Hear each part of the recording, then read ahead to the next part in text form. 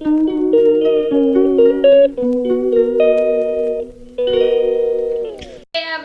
आज है कौन सा नवरात्र। नवरात्रि के छठे दिन करें किस देवी की पूजा। एवरीवन, तो कौन कौन है माँ कात्यायनी। से नवरात्रि पे होती है माँ कात्यायनी की पूजा। नवरात्रि के छठे दिन करें किस देवी की पूजा। हे एवरीवन, ये सारी चीजें कि कौन है कात्यायनी माता, कौन सा स्वरूप है, कितनी भुजाएं हैं, ये सारी चीजें आपको आगे की वीडियो में देखने के लिए मिलेंगी। तो पूरी वीडियो को जो है पूरा। हे एवरीवन, जय माता दी, राधे राधे गाइस। तो स्वागत है मेरे आज के ब्लॉग में आप लोगों का। तो आज है छठा नवरात्रा। किस देवी की पूजा होती है आज और कैसे करना है माँ को प्रसन्न, तो ये सारी चीजें मैं बताऊंगी आगे की वीडियो में। तो वीडियो पूरा वॉच करा करो और मुझे लाइक और सब्सक्राइब किया करो गाइस। तो चलो स्टार्ट करते हैं हम अपनी वीडियो। एवरीवन, आज है छठा नवरात्रा। माँ कात्यायनी की पूजा होती है इस दिन छठे नवरात्रे पर। तो कौन है माँ कात्यायनी। देखो, इनकी उपासना करने से आपको अर्थ, काम, मोक्ष और धर्म, काम, मोक्ष है ना, ये चारों चीजों, चारों फलों की प्राप्ति होती है। ठीक है, इनसे आपके रोग, शोक, संताप, जितने भी भय हैं जो वो नष्ट कर देती हैं माता रानी आज की। अगर किसी भी व्यक्ति का विवाह में देरी हो रही है तो आज के दिन, जो भी बेटी हो बेटा हो, तो आज आप क्या कर सकते हैं, आज आप माता रानी को श्रृंगार का सामान अर्पित कर सकते हैं, जिससे कि आपके विवाह में आने वाली जो अड़चन होंगी वो खत्म हो सकती हैं। ठीक है, तो ये हो गया। और मैंने देखो आप लोगों को बहुत इजी वे में बताया भी है करना, क्या कहते हैं, जो मैंने हवन किया है तो बता दिया है मैंने आपको। तो इस देवी को नवरात्रि के छठे दिन पूजा की जाती है। कात्य गोत्र में विश्व प्रसिद्ध महर्षि कात्यायन ने भगवती परम्बा की जो हमारी माता रानी है उनकी उपासना की थी। कठिन तपस्या के कारण तो इन तपस्या की, तो उनकी इच्छा थी कि वो पुत्री उन्हें एक पुत्री प्राप्त हो। तो उन्होंने कहा कि माँ भगवती उनके घर में पुत्री के रूप में, उन्होंने क्या करा था, माता रानी ने उनके यहाँ पर जन्म लिया था पुत्री के रूप में, इसीलिए देवी कात्यायनी कहलाई जाती। तो किसके नाम पर कहला रही है, अपने पिता के नाम पर। पिता का नाम कात्य था, कात्यायन था। तो जो एक ऋषि थे वो ब्रह्म ऋषि थे, तो इसलिए इनका गुण जो इनका गुण है शोध कार्य है, इसीलिए इस वैज्ञानिक में कात्यायनी का महत्व सर्वाधिक हो जाता है। इनकी कृपा से ही सारे कार्य पूर्ण हो जाते हैं। ये वैद्यनाथ नामक स्थान पर प्रकट होकर पूजा की गई माँ कात्यायनी अमोद फलदायिनी है। भगवान कृष्ण के पति के रूप में पाने के लिए ब्रज में जो गोपियों ने इनकी पूजा की थी। यही पूजा कालिंदी यमुना के तट पर की थी। यह पूजा कालिंदी यमुना के तट पर की गई, इसीलिए इसे ब्रजमंडल की अधिष्ठात्री देवी भी इनको कहते हैं। इसीलिए ब्रजमंडल की अधिष्ठात्री देवी के रूप में प्रतिष्ठित है। इनका स्वरूप अत्यंत ही भव्य है और दिव्य है। ये स्वर्ण के समान चमकीली दिखाई देती हैं और भास्कर। और मैं बताऊं, मुझे माता रानी ने स्वयं दर्शन दिए आज, वो बताऊंगी कैसे। लेकिन कुछ चीजें बताने की नहीं होती है तो नहीं बताऊंगी। बस क्या ही बताऊं, मतलब सुबह सुबह मुझे अर्ली मॉर्निंग ही माता ने आज दर्शन दे दिए, तो हो गए बस दर्शन। इनकी देखो चार तो इनकी भुजाएं हैं। दाईं तरफ ऊपर वाला हाथ जो है वो अभय मुद्रा में है, नीचे वाला हाथ वर मुद्रा में है। माँ के बाईं तरफ ऊपर हाथ वाले हाथ, जो ऊपर की साइड जो हाथ है उसमें एक तलवार है और नीचे हाथ में कमल का फूल सुशोभित है। इनका वाहन क्या है, सिंह है माता का वाहन। इनकी उपासना और आराधना से भक्तों को बड़ी आसानी से अर्थ, धर्म, काम और मोक्ष की चारों फलों की प्राप्ति हो सकती है। इनका रोग, शोक, संताप, पाप भी नष्ट हो जाते हैं। इसलिए कहा जाता है कि इस देवी की उपासना करने से परम पद की प्राप्ति आप लोगों को हो सकती है। देखो, आप लोग सोचोगे कि आप देख के बोलो। मैं देख के इसलिए बोलती हूँ, कभी कोई चीज, कोई टॉपिक इसमें छूट ना जाए, कोई चीज आपको बताने से छूट ना जाए, तो मैं थोड़ा सा लिख के रख लेती हूँ, स्क्रीनशॉट लेके रख लेती हूँ। तो जो मैं आप लोगों को अगर कुछ रह रहा है तो उसमें से मैं देखती रहती हूँ कि कहीं छूट तो नहीं रहा, कोई चीज छूट तो नहीं रही, तो मैं बस वही करती हूँ। तो इसलिए कोई चीज छूटती है तो मैं फिर बाद में ऐड हो पाए ना हो पाए तो मैं करती हूँ, क्योंकि मुझे आप लोगों तक अच्छी से अच्छी चीज पहुंचानी है। माँ भगवती की कृपा आपको दिलवानी है और बाकी तो आप स्वयं ही ले सकते हैं। देखिए, कोई सिर्फ एक मार्ग होता है, एक माध्यम होते हैं हम लोग। सिर्फ आपको, आप बहुत इजी वे में पूजा विधि सब सरल है। माता रानी को मनाना भी इजी है, सब कुछ। जैसे हमारी कान्हा को मनाना इजी है, तो ऐसे ही माता रानी को भी मनाना बहुत इजी है। ऐसा कुछ नहीं है, कोई टफ कार्य नहीं है। तो इसलिए मैं थोड़ा सा लिख के रख लेती हूँ, कोई चीज़ भूल नहीं रही हूँ, कोई चीज़ ये सारी चीज़ें नहीं हो रही हूँ। तो आज आप पहले ये बताओ मुझे, आपने किताब पढ़ी होगी, दुर्गा सप्तशती पढ़ी है, तो उसमें कितने पार्ट पढ़े, कितने पढ़ने थे? एक ही पार्ट पढ़ना था आज तो, आज ज्यादा पार्ट थे ही नहीं, आज एक ही पार्ट पढ़ना था। उसमें भी क्या था, जो माता रानी ने असुर को जो मार दिया था, तो फिर क्या हुआ था, जो देवतागण थे उन्होंने स्तुति करी थी माँ कात्यायनी की उस दिन कि मतलब उनका स्वरूप, उनकी सारी चीजें ये सारी बताई गई थी माता रानी को। उन्होंने आराधना करी थी सारे जो देवतागण थे, जब वो असुर मारा जा चुका था। तो बस वही था उसमें, और कुछ था नहीं ऐसा, तो वही मैंने आपको बता दिया। अच्छा, और देखो अब कल है आपका, तो कल आपको पढ़ने हैं 2 चैप्टर, ठीक है। 7वें दिन, तो 7वें दिन तक ही पढ़ी जाती है दुर्गा सप्तशती, और आप आगे पीछे, वैसे तो मैं तो जो हूँ 9 दिन तक पढ़ती हूँ, ठीक है। तो पूरा 9 दिन तक पढ़ूंगी। तो अगर चैप्टर आपके खत्म हो जा रहे तो ऐसा नहीं है दुर्गा सप्तशती उठा के रख दो, आप जो उसके आगे की जो चीजें रह गई, जैसे आपका कवच छूट जाता है, अग्रलस्व छूट जाता है, तो जो चीजें अगर आपकी छूट जाती है तो वो आप 9वीं तक डेली पढ़ते रहो। देखो कवच अच्छा है, अगर आप कवच करके जाते हो तो आपको उससे सुरक्षा प्रदान करती है माता रानी, आपको कहीं पे भी आपको कोई नुकसान नहीं पहुंचेगा अगर आप कवच करके निकलोगे। और ये 110% बात बता रही हूँ मैं आपको।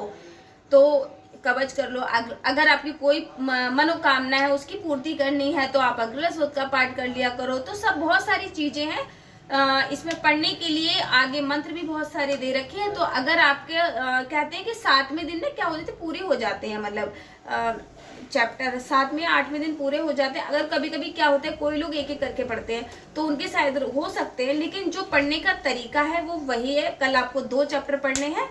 तो बस मैंने बता दिया कि माँ कात्यायनी कौन है, क्या स्वरूप है उनका। तो माँ तो जगदम्बा है, जगदम्बा के स्वरूप बहुत सारे हैं, उनको उनका वर्णन करने तो हमारा सामर्थ्य है नहीं, लेकिन हमारा जो थोड़ी बहुत चीजें करती हूँ, मैं माता से हमेशा क्षमा याचना करती हूँ कि हे माता रानी, अगर मुझसे कभी कोई गलती हो रही हो किसी को बताने में, या कुछ मैं कुछ गलत कर रही हूँ, तो बस उसके लिए मुझे क्षमा करो कि मेरा कोई सामर्थ्य नहीं है कि हे भगवती, मेरा कोई सामर्थ्य नहीं है कि मैं आपका गुणगान कर पाऊँ या आपके बारे में बता पाऊँ। देखो जो मैं पढ़ती हूँ मैं वही आपको बताती हूँ, वही चीज़ें जो जानती हूँ वही आपको बता रही हूँ। तो मैं हमेशा भगवती माँ से क्षमा याचना प्रार्थना जरूर करती हूँ। और मतलब भगवती माँ तो इतनी दयालु है ना, और हमारी राधा रानी इतनी दयालु है, तो माँ का स्वरूप भी राधा रानी भी है, माता रानी भी है। तो माँ को किसी भी रूप में पूजो, बस माँ तो माँ होती है। माँ अपने बच्चों को सदैव कृपा बनाए रखती है। तो चलो बस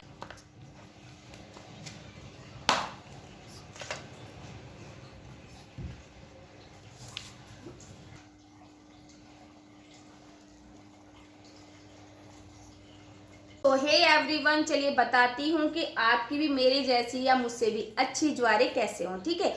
तो हमें करना है एक काम, एक दिन पहले नवरात्रि से हम जैसे सारा सामान वगैरह ले आते हैं, तो हमें क्या करना है, सबसे पहले जो हम ज्वारे लाते हैं, जो जौ लाते हैं मार्केट से मिल जाते हैं, तो हमें उनको क्या करना है, एक रात पहले एक हमें बड़ा सा पात्र लेना है। आप मिट्टी का ले सकते हो, जो भी आपके पास बर्तन हो, एक स्वच्छ बर्तन होना चाहिए। उसमें मतलब कभी भी ऐसी जो चीज़ होती है, जो तामसिक चीज़ मतलब उसमें नहीं बनी हो कभी, तो आप ऐसा बर्तन यूज़ करो, ठीक है। या तो आप पूजा का ही कोई पात्र ले सकते हैं, या फिर आप मिट्टी का पात्र जो आप लाते हैं ना, उसमें फ़ायदा ये रहता है, जैसे अगर मान लो आपके पास ऐसा ही मिट्टी का पात्र आप एक दिन पहले लेके आ गए हैं, तो आप इसमें एक फ़ायदा आपको ये रहेगा कि एक तो जितना पानी उसको सोख करना होगा, वो मिट्टी का पात्र धुल भी जाएगा और सोख भी कर लेगा, ठीक है। तो एक तो बात ये कि आप इसमें भी इसको गला सकते हैं। अगर आप इसमें नहीं गलाना चाह रहे हैं तो तब क्या करेंगे, आप कोई भी पात्र लो, शुद्ध होना चाहिए एकदम।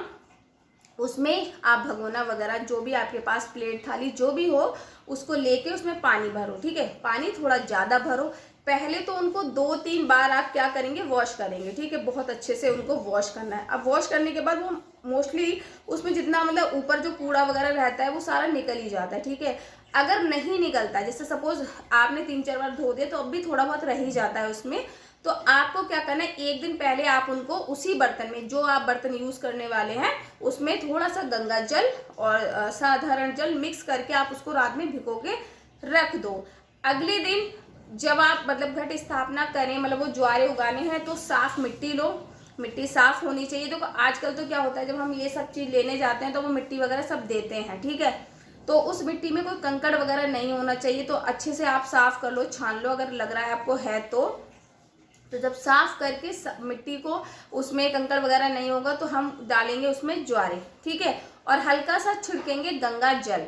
और ये पात्र बनाने के लिए सबसे पहले इसमें हम क्या करेंगे, जब ये बन जाएगा, मान लो हमने मिट्टी मिला दी, उसमें ज्वारे मिला दिए, तो जिस पात्र में आप स्थापना कर रहे हो, मतलब रख रहे हो ज्वारों को, जिसमें मिट्टी रखोगे, तो ऐसा जो आपका मिट्टी का पात्र होगा या आप थाली में कर रहे हो, जिसमें भी आप कर रहे हो, सबसे पहले बनेगा उसमें स्वास्तिक, ठीक है, स्वास्तिक बना लो। उसके बाद आप ज्वारे और मिट्टी को मिक्स करके आप उसके अंदर डाल दो, ठीक है। जब आप डाल देंगे तो उसके ऊपर भी फिर क्या करना है, उसको एकदम प्लेन कर दीजिए, इस तरीके से बिल्कुल लेयर एकदम प्लेन होनी चाहिए, क्योंकि हमें उसके ऊपर कलश भी रखना है। अच्छा, कुछ लोग कलश नहीं रखते हैं, तो मैं ये नहीं कह रही हूँ कि आप लोग भी रखो। देखो मैंने हमेशा से स्टार्टिंग से मैंने ऐसे ही कलश स्थापना करी है, तो हमारे यहाँ ऐसी होती है, तो हमने ऐसी करी। आप अलग भी पात्र में खाली ज्वारे भी उगा सकते हो, लेकिन उसमें आपको स्वास्तिक तो जरूर बनाना चाहिए, ठीक है। कलश स्थापना करें तब भी स्वास्तिक बनाइए, और नहीं कर रहे हैं तब भी आप स्वास्तिक बना दो, क्योंकि स्वास्तिक जो होता है, देखो स्वास्तिक बनाना अति शुभ होता है, किसी भी काम में आपको स्वास्तिक बनाना ही होता है, ठीक है।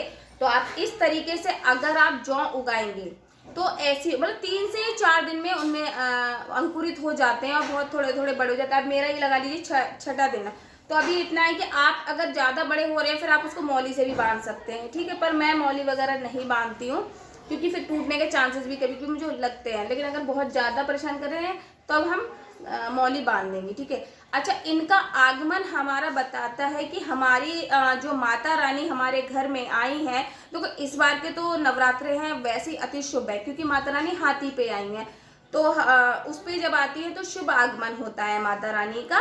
तो इस तरीके से तो इससे ये पता चलता है कि आपके घर में जो माता रानी के जो कदम हैं किस प्रकार पड़े हैं, प्रोस्पेरिटी वगैरह आती है, इससे बहुत शुभ फलदायी होते हैं माता। और देखो माता के चरण तो हमेशा से ही शुभ फलदायी होते हैं, ठीक है। माता को आप किसी भी रूप में लेके आओ, वो शुभ फल ही देती हैं, वो आपके साथ बुरा नहीं करेंगी। माँ माँ होती है, माँ कभी किसी का बुरा कर ही नहीं सकती, ठीक है। अगर अनुचित कार्य होगा तभी माँ वहाँ पे कुछ करेगी, क्योंकि असुरों का तो मतलब माता रानी ने जो असुरों का वध भी किया था तो अनुचित कार्य की वजह से किया था, नहीं तो वो माँ तो उनसे भी माँ को तो उनसे भी लगाव है, मतलब माता रानी तो उनका पूरा नहीं करती, तो भाई हमारा क्यों करेंगी। हम तो अब माता रानी का हमने आगमन किया है, माता रानी आओ 9 दिन बैठो हमारे यहाँ, और अच्छे से हम उनकी पूजा पाठ कर रहे हैं। तो आप इस तरीके से बहुत छोटी छोटी ट्रिक्स होती हैं फॉलो करके पूजा में। और मैंने देखो मेरी पूजा सबसे बिल्कुल सरल विधि होती है, बिल्कुल आसान लैंग्वेज में बताती हूँ आपको। कोई मैं टिपिकल संस्कृत ऐसी कोई लैंग्वेज यूज ही नहीं करती हूँ, नॉर्मल वे में बताती हूँ। और माता भी हमारी बहुत सारी चीज़ें, देखो शास्त्रीय पद्धति तो हम फॉलो नहीं कर सकते, तो वो तो एक बहुत बड़े लेवल की चीज़ हो जाती है। तो हमारे पास जो है भाव है, हम भावव्रत पूजा करते हैं ईश्वर की, चाहे फिर वो माता रानी हो या हमारे कन्नू हो, किशोरी, कोई भी हो, हम सबको भावपूर्वक ही पूजते हैं। तो ऐसे ज्वारे भी आप भावपूर्वक ही उगाइए, और माता रानी का आपको कोई मंत्र नहीं आता तो आप क्या करोगे, या देवी सर्वभूतेषु शक्ति रूपेण संस्था नमस्तस्यै नमस्तस्यै नमो नमः। ये मंत्र यार सबको याद होता है, और नहीं याद है तो भाई गूगल पे सर्च कर लो, और सर्च भी नहीं कर सकते तो माता रानी की चालीसा पढ़ रहे हो वो पढ़ लो, और या तो माता रानी का स्मरण कर लो। मतलब अगर कुछ भी नहीं कर रहे हो तो माता रानी का नाम लेकर बस ज्वारे उगा दो, और माता रानी आएंगी, बहुत अच्छे से आपके घर में आएंगी और आपके घर में मंगलमय करके ही जाएंगी, ये मेरा पूर्ण विश्वास है। तो बता दिया मैंने आपको, ज्वारे ऐसे उगा सकते हो आप। अगली बार अगर इस बार उगा लिए तो अगली बार ट्रिक को फॉलो कर लेना। और एक वीडियो ना जब अब नेक्स्ट कभी मतलब जो नेक्स्ट नवरात्र आएंगे मार्च और अप्रैल वाले, तो उसमें मैं आपको मतलब क्या था कि देखो मेरा फर्स्ट डे जो था बहुत हैक्टिक था, तो मैंने बताई नहीं वो सारी चीज़ें, लेकिन मैंने सोचा कि कई क्वेश्चंस आ रहे थे, कई जगह हो रहा था, तो मैंने कहा चलो मैं बता देती हूँ, तो फिर इसलिए मैंने सोचा कि चलो एक छोटी सी शॉर्ट वीडियो बना देती हूँ आप लोगों के लिए, तो कि आप लोगों को पता चल जाए कि अच्छे ज्वारे कैसे उगाएं। तो मैंने बता दिया भाई, आपको समझ में आ गया। तो ऐसे ही उगाने, कोई बड़े काम नहीं है, बस पतली सी लेयर कर दो, अच्छा से लेयर कर दो, और बहुत ज़्यादा मिट्टी मत भरो कि ऊपर तक नहीं भरनी है, मिट्टी थोड़ी कम रखो, क्योंकि हमें इस पर कलश भी तो स्थापना करना है ना। तो स्थापित करते हैं हम कलश, तो कलश भी स्थापित करते हैं, तो मिट्टी का लेवल जो होता है एकदम मतलब एकदम प्लेन होना चाहिए। ऐसा नहीं कहीं से उठी हो कहीं से उठी, तो थोड़ा कलश का भी थोड़ा सा हो जाता है। तो ऐसे आप उगा सकते हैं। थोड़ा बड़ा पात्र यूज़ कर लिया करो, छोटे छोटे पात्रों को जगह थोड़ा बड़े पात्र यूज़ कर लो तो आराम से हो जाता है ये सारी चीज़ें। तो चलो मैंने बता दिया आपको कि आपको कैसे करनी है, जौ कैसे उगाने हैं अच्छे से। तो आप अगली बार उगा लेना अच्छे से, अगर जिसके रह गए, जिसके नहीं हुए हैं अच्छे से जौ। तो गुड इवनिंग एवरीवन, हो गई है शाम। तो आज है कात्यायनी का दिन, तो वो बताऊंगी सारी चीज़ें। एक्चुअली मैं बहुत ज़्यादा लेट हो गई हूँ, तो मुझे करना है आज माता रानी का हवन। तो सबसे पहले हवन के लिए तो चीज़ें वो करूँगी, लेकिन मेरे को उससे पहले बनाना है माता रानी के लिए हलवा और पूड़ी का भोग।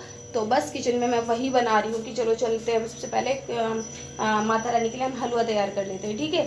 तो चलो स्टार्ट कर लेते हैं हलवा बनाना। हे एवरीवन, चलो स्टार्ट कर लेते हैं, हम बना लेते हैं अपना हलवा माता रानी के लिए। देखो मैं नहीं खाऊंगी, पर मैं आज के दिन माता रानी को हलवे का भोग लगाती हूँ। हवन करके कुछ नहीं, हवन भी बहुत सिंपल तरीके से बताऊंगी, अभी मैं करूँगी आप लोगों के ठीक सामने ही। तो बहुत थोड़ा सा ही हलवा बनाऊंगी, ज़्यादा नहीं बनाऊंगी, बस बच्चे वगैरह पति वगैरह खा लेंगे मेरे, बस हो जाएगा। तो यहाँ पे मैंने ऐड कर दिया है घी,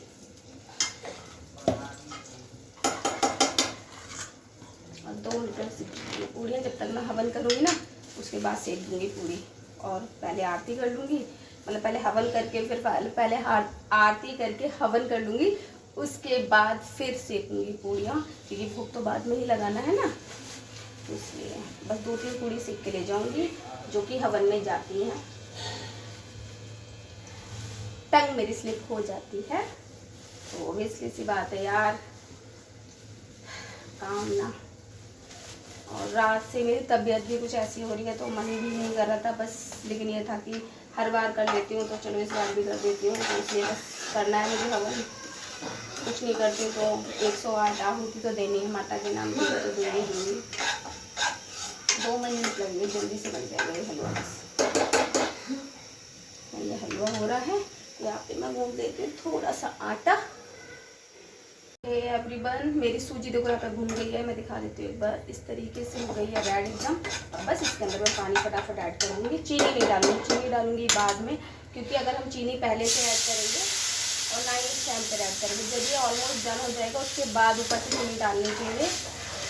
उसका रीज़न ये है कि जैसे पत्थर से हलवा हो जाता है ना, अगर हम चीनी पहले ही इसके अंदर ऐड कर देते हैं तो हो जाता है। अगर हम चीनी जब ये पूरा बन जाएगा उसके बाद चीनी ऐड करके फिर थोड़ी देर चला देंगे, तो ये प्रॉपर जैसे जमता नहीं है ये। तो बस ये ट्रिक है इस हलवे की बनाने की, एक आंटी ने मुझे सिखाई थी, तो वो मैंने आपको शेयर कर ली। चलो थोड़ा सा पानी और ऐड कर लेती हूँ।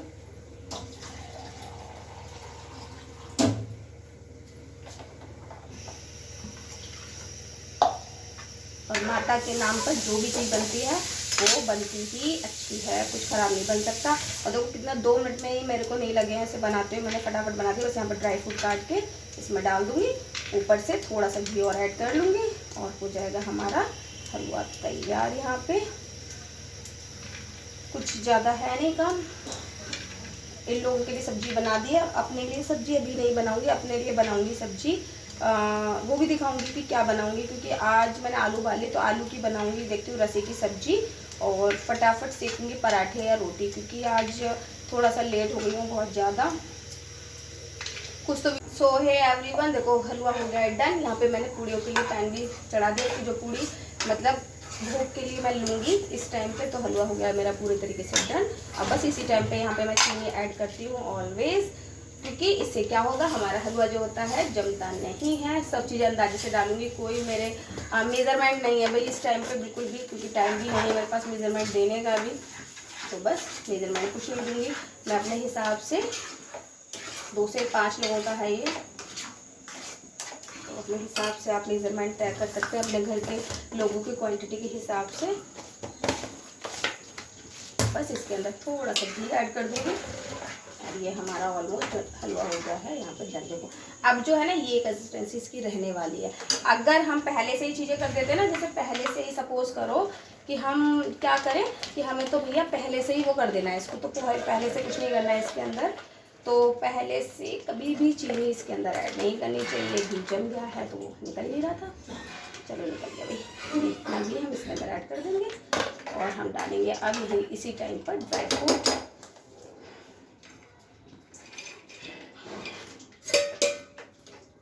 कंप्लीट हलवा। अब यहाँ पे घी में ही सीखेंगी आज पूड़ी, तो बस थोड़ा सा घी ऐड कर दूँगी इसके अंदर, क्योंकि 2-3 पूड़ी ही मेरे को सेकनी है। 5 या 7 पूड़ी सेक सकते हैं आप, छोटी छोटी 5, 7, 11 जितना आपका मन हो आप उसके हिसाब से सेक सकते हैं यहाँ पे। तो मैं बस वही करूँगी, ये मुझे भूख के लिए ही तो लेना है। तो हे एवरीवन, देखिए मैं यहाँ पे हवन कर रही हूँ माँ कात्यायनी का। तो आज छठा नवरात्रा है, तो छठे नवरात्रे पर हमें माता का हवन अवश्य करना चाहिए। माँ अधिष्ठात्री हैं और मोक्ष की प्रदाय जो है यही माता है। और जो भी आपकी लाइफ में प्रॉब्लम्स वगैरह जो भी होती हो तो ये दूर होती है आज हवन करने से। देखिए सबसे पहले मैं आपको सामग्री दिखा देती हूँ, घर पे आप इजीली कैसे हवन कर सकते हैं। आपको ऐसा नहीं कोई पंडित की जरूरत है कुछ है, तो आप जैसे आप नॉर्मल पूजा करते हैं उसी तरीके से यहाँ पर मंत्रों का उच्चारण करके आप हवन कर सकते हैं माँ कात्यायनी का। ठीक है, तो मैंने यहाँ पे माता के लिए सबसे पहले यहाँ पे देखो मैं दिखाती हूँ आप लोगों को। यहाँ पे मैंने फूल लिए हैं और यहाँ पर मैंने आपका लौंग है, इलायची है, बतासे हैं, गूगल है, ये सारी चीज़ें और जितनी चीज़ें सामग्री होती हैं पूजा के पहले दिन रखते हैं हम। और ये यहाँ पे ये सामग्री ली है, इस सामग्री में हल्का सा हम घी डाल लेंगे। जब हम इस पे लगा हवन करेंगे, आहुति देंगे, तो उस टाइम पर हम यहाँ पे घी डाल लेंगे इसके अंदर। यहाँ पर मैंने माता के लिए सिंदूर लिया है, इसमें अक्षत है। तो ये सारी चीजें पहले माता को फूल वगैरह अर्पित करेंगे। उसके बाद 108 नाम ओम क्लीम कात्यायनी स्वाहा करके भी हम माता रानी को इसमें हवन में आहुति दे सकते हैं। माता रानी का जो भी मंत्र आपको याद हो आप गूगल से सर्च भी कर सकते हो। कोई बीज मंत्र अगर आपको याद हो तो वो कर सकते हो। और सबसे अच्छा तो अगर कोई बीज मंत्र अगर आपको याद नहीं है तो आप क्या करेंगे, दुर्गा सप्तशती में माता रानी के स्वयं के बहुत अच्छे अच्छे बीज मंत्र यहाँ दे रखे हैं, आप उसमें से कोई मंत्र ले सकते हैं माता रानी का, उसके भी आप आहुति माता को दे सकते हैं। ठीक है, तो बस यही इजी वे में मेरे को बताना था कि मैं अपने घर में हवन हमेशा करती हूँ। छठ वाले दिन जो छठा नवरात्रा होता है अवश्य ही हवन करती हूँ। और माता रानी को आप हलवा पूरी का भोग लगा, अब मर्जी है आप चने बनाना चाहो तो बना सकते हो। मैंने नहीं बनाए हैं, टाइम नहीं था मेरे पास उतना, तो मैंने केवल सिंपल हलवा और पूड़ी है तो मैं उसका ही भोग लगाती हूँ। क्योंकि आहुति में जब सारी हम पूजा कर लेते हैं, हवन हमारा कंप्लीट हो जाता है, तो माता के नाम की पूड़ी और हलवा इस पे चढ़ता है। तो बस वही मैंने बनाया है इजी वे में, और कुछ नहीं, बहुत ज़्यादा कुछ नहीं किया है। और अभी मैं हवन करूंगी तो मैं आप लोगों को दिखाऊंगी कि कैसे मैं हवन यहाँ पे करूंगी। ठीक है, चलो अब हम स्टार्ट करते हैं हवन।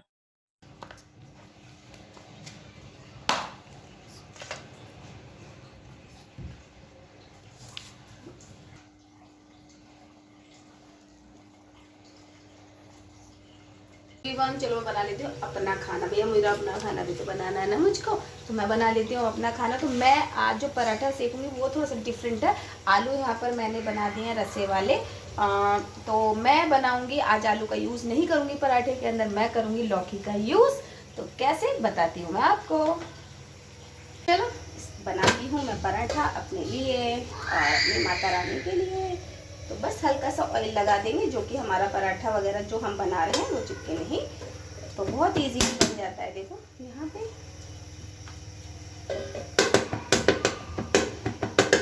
आप लोग कहते हो कितना इजी बन जाता है, मेरा तो इजी ही बन जाता है, इतनी इजीली छूट भी जाता है और बिल्कुल टूटता भी नहीं है। और एक्स्ट्रा जो अगर आपका कुछ यहाँ पे लग जाता है ना, तो वो आप इस तरीके से इसको सेट कर सकते हैं, जैसे झाड़ दो, मतलब इसको ना बस डाल दिया इसमें।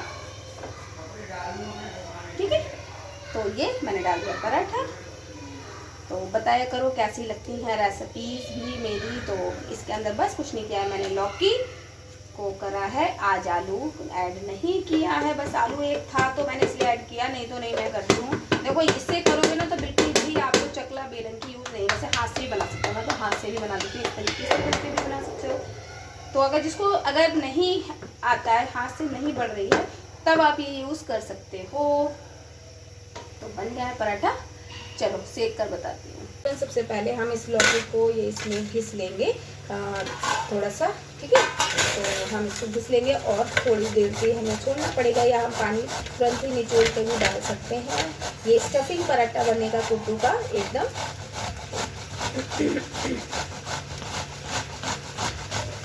तो मैंने देखो बस लौकी फटाफट हो गई है। तो इस तरीके से बस हम लौकी को घिस लिया है हमने, और हमारे आलू तो बन हो चुके हैं वैसे ऑलमोस्ट।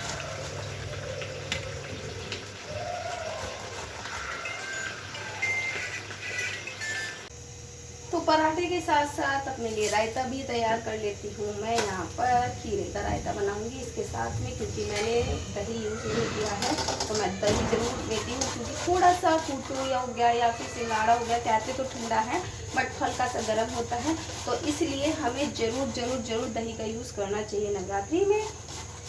तो मैं रायता ज़रूर बनाती हूँ, तो मैं बस थोड़े जब मेरा पराठा सिक रहा है जब तक, फिर मैंने अपने लिए रायता भी बना लेती हूँ। बस फटाफट कर लेती हूँ काम, बहुत ज़्यादा आज लेट हो गई हूँ ना। तो यहाँ पे रायता भी कर लिया है मैंने रेडी एक कटोरी के अंदर। तो बस पराठे भी ऑलमोस्ट डन हो चुके हैं, तो प्लेट एकदम तैयार होने वाली है, फिर खाएंगे यार। आज बहुत ज़्यादा ही क्या बताऊँ, जल्दी तबीयत भी ठीक नहीं थी, बट करना था माता रानी के लिए, तो मैंने कर लिया। तो चलो अब बस लगा देती हूँ मैं अपनी माता रानी को भोग। तो हे एवरीवन, ये है मेरी प्लेट आज की। यहाँ पे ये प्लेट मैंने लगा दी है माता रानी के लिए। अब जाऊंगी माता रानी को भोग लगाने। हाँ, वो तो मैंने हलवा पूड़ी का लगा चुकी हूँ, बट ये भी तो खिलाना है अपनी माता रानी को, तो ये जा रही हूँ मैं भोग लगाने। चलो ठीक है, अब चलती हूँ मैं मंदिर में। एवरीवन देखो, हवन भोग पूजा आरती सब कर दिया, अब बनाऊंगी अपना खाना। तो बस हो गया मेरा हवन कंप्लीट। बहुत इजी वे में बताया था। देखो मेरा ये नहीं है कि अगर आपका सामर्थ्य है तो आप पंडित को बुला के अपने घर में छठ वाले दिन करा सकते हैं, ठीक है। तो मेरा कहने का तात्पर्य समझा करो, कभी कभी कुछ चीज़ें लोग गलत समझ सकते हैं, तो मैं इसलिए पहले ही बता रही हूँ। मेरा ये तात्पर्य नहीं था कि आप पंडित को बुला के नहीं कराएं, आप कराइए, अपने सामर्थ्य कर। लेकिन अगर ना आपका सामर्थ्य नहीं, आप नहीं बुला सकते हैं, तो आप इस तरीके से अपने घर पर स्वयं भी हवन कर सकते हैं, कोई मनाही नहीं है, आप कर सकते हैं माता रानी का हवन। तो बस यही बताना था मुझे आज की वीडियो में, तो मैंने दिखा दिया है आपको। तो चलिए अब हम मिलेंगे कल, बाय बाय, और कल मिलेंगे एक अच्छी सी वीडियो के साथ।